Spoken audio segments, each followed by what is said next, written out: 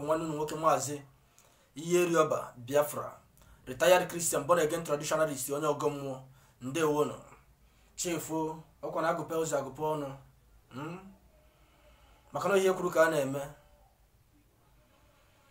nke nkịta ka eji esi nkakwụ n'ọkụ. Akala mmadụ akala mmụọ, achọbe mmadụ afụlụ ajụ esebe ndị mmụọ. A sị menu bịa tara nzu na bịa tara nzu. Ogbona nwa bịa tara nzu focus of the world. Ahịa na bịa tara nzu eke ore afọ nkọ bịa tara nzu. Mmụọ ndị anọ na bịa tara nzu na ndị anọ na bịa tara nzu maka na ọ bịara bụ onye abịa bụ onye akwa mkpụmkpụ akwụ ya n'azụ. Onye fọrọ cheta ihe mere nwa ya eme ya. Ọkwa nka nkịta ka eji esi nkakwụ n'ọkụ ebe na ọka dị azụ ofu ahịa. Ndọrọtọ na-adị egbu odogwu maka na ka ihe na-eme odogwu ihe ike eme. Ọkwa nkirikiri ka a na-ekiri ode jiri ode nyozi maka na anụ ji eze arịa na mmụọ si na-eni inu. Otu ya dị agwa igwe otu agba mmụ ekwu. Nnụnụ isi n'akara aka dị eje ọgụ ọtụrụtụtụ maka na onye isi kwata na-eje ọgụ mkpume. Onye fụrụ achịta ihe mere nwa ya eme ya.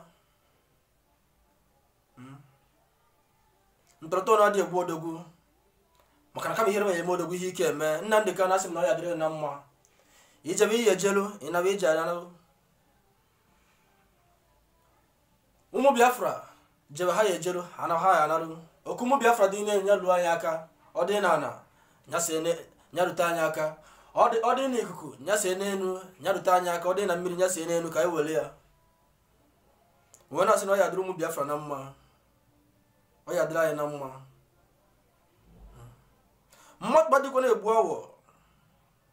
Ọkwa nwata ji ogwugwo onwere udo. Nwata ji ogwugwo onwere udo. Wee na-asị na onye ọ na-afụrụ achịta ihe mere nwa ya eme ya.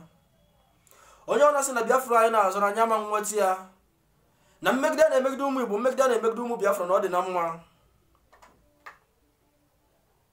Asị m mbọsị eke kechie ya anya.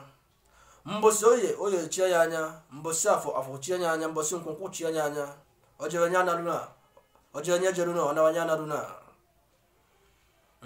Mbamba ka a na-abara agụ maka na anya hụrụ agụ na awala ọsọ ihe dị elile ọba nkata dị ekutere mmiri.